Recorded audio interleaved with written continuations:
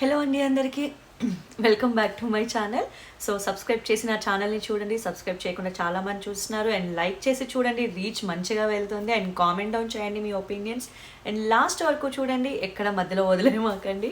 So ఇప్పుడు నేను చెప్తుంది అయితే అప్డేట్ ఏం కాదండి, ఒక తెలిసిన information. So Rithu Chowdary eliminate అయినట్టు తెలిసిందే కదా. లాస్ట్లో రీతు చౌదరి వర్సెస్ సంజనాని నించోపెట్టడం జరుగుతుందన్నమాట. సో రీతు యువర్ ఎలిమినేటెడ్ అనగానే ఒక్కసారిగా పవన్ తీసుకోలేకపోతాడంట, చాలా షాక్ అవుతాడంట. సో తను వెళ్ళిపోయాక హౌస్లోకి ఇంకా షో అయిపోతుంది కదా, వీళ్ళది వీకెండ్ ఎపిసోడ్ అయ్యాక ఫుల్ ఏడుస్తాడంట. సో దారుణంగా ఏడుస్తాడంట. చాలా ఏమంటారు, అమ్మాయి వెళ్ళిందన్న విషయం యాక్సెప్ట్ చేయడానికి కూడా ఆయన స్టేజ్లో లేడు అన్నట్లు ఉంటుందంట. సో సంజన గారు వెళ్ళి కన్సోల్ చేస్తారంట, అలా కాదు ఊరుకోమని చెప్తే సంజన గారిని బ్లేమ్ చేస్తారంట, లేదు మీ వల్లనే అన్నట్టు. ఆ డిస్కషన్లో పాయింట్స్ మరి ఏం పెట్టారో తెలియదు, ఇట్లా అయ్యింది అని చెప్పి సంజనాని బ్లేమ్ చేస్తారంట. అతను ఆ బాధను తీసుకోలేకపోతారంట. సో మొత్తానికి అయితే మనకు తెలిసింది రీతు చౌదరి గురించి.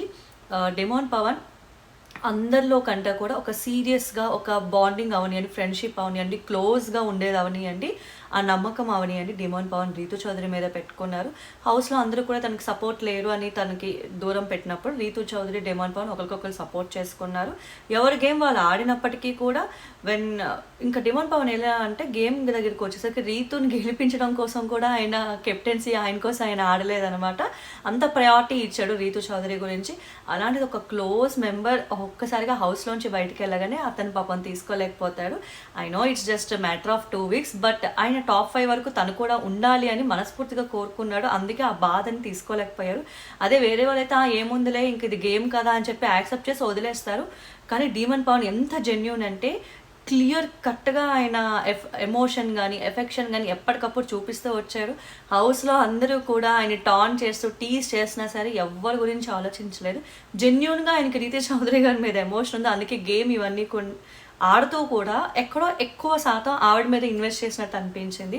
అందుకే ఒక్కసారిగా ఆయన కూడా షాక్ అయ్యి ఉంటాడు. సో ఇది తెలిసిన అప్డేట్ అనమాట. పాపం చాలా బాధపడ్డాడు, దారుణంగా ఏడుస్తాడంట.